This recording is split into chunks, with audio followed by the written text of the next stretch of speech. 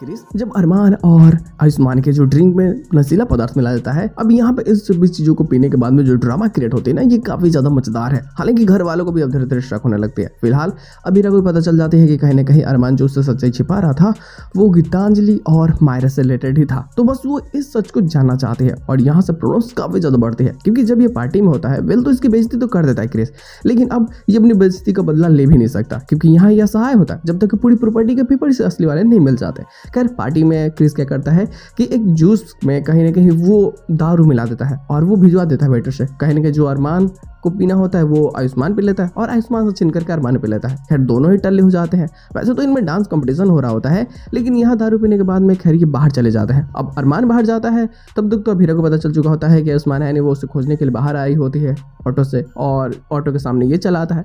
फिर ये अपने दिल की फीलिंग कुछ सारी बातों को उससे बता देता है अबीरा से, लेकिन तब तक तो आयुष्मान भी उसके पास आ जाता है। अब अबीरा समझ नहीं पाती वो किससे संभाले, लेकिन जब देखता है ना ये कि आयुष्मान इसके करीब आ रहा है, ये उसकी करीब जा रही है, तो इसे बहुत बुरा लगता है और ये वहाँ से चला जाता है। और ये बहुत गुस्सा भी होता है कि मैं नशे में हूँ तो क्या हुआ, लेकिन मैं अपनी जो बातें हैं मैं उसको भूल नहीं सकता, मैं अबीरा के पास में वापस नहीं जा सकता। हालांकि इसका दिल कुछ और कह रहा है, दिमाग कुछ और कह रहा है और ये कर कुछ और ही रहा होता है। तो जिस कारण ये बहुत बुरा भी फील करता है। हालांकि जिस टेबल पे अपना और अबीरा का नाम लिखा था उस टेबल पे उस नाम को मिटा देता है और ये बहुत परेशान भी होता है। अबीरा भी सभी चीज़ों को सोच करके और ज़्यादा दुखी होती है। वो घर जाती है, वो बहुत सैड होती है। आयुष्मान के साथ में भी आयुष्मान उससे बस यही पूछ रहा था टेम्पो में पूरे रास्ते भर कि क्या आप मुझे पसंद करती हो या नहीं करती हो, लेकिन अबीरा उसको इसकी कोई जवाब नहीं देती। वैसे तो गीतांजलि को साफ मना करती होती है कि देखो अगर आपकी बेटी किसी और औरत के पास में जा रही है और कोई और औरत आपकी बेटी को बहुत ज़्यादा लाड प्यार कर रही है तो आप इससे लेकर के चली जाओ, मैं होती तो यही करती। और बस वो यही दिखाना चाहती है कहीं ना कहीं मायरा करीन कमज़ोर पड़ रही होती है। लेकिन जैसे घर जाती है और सबको पता चलता है कि खैर यहाँ अरमान है नहीं, गीतांजलि को भी पता चल जाता है, तो गीतांजलि सोचते हैं कि यार यहाँ ना सब कुछ ठीक करना बहुत ज़रूरी है। अब देखो अबीरा तो जाकर अपने कमरे में बहुत रोती इस कन्फ्यूजन के कारण कि अरमान उससे प्यार भी करता है और अब इसकी शादी होने वाली है, वो क्या करे क्या ना करे।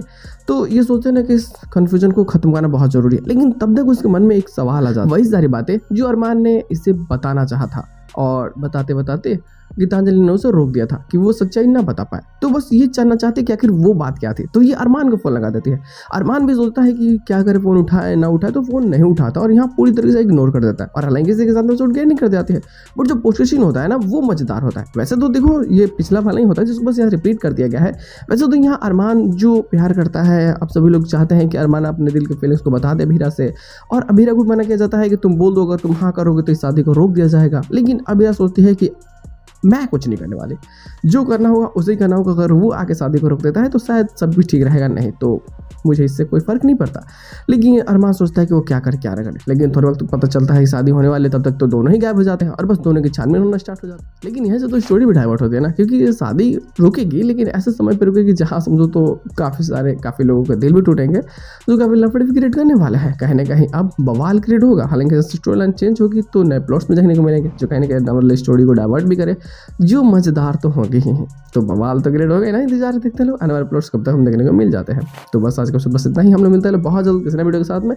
तब तक के लिए बाय।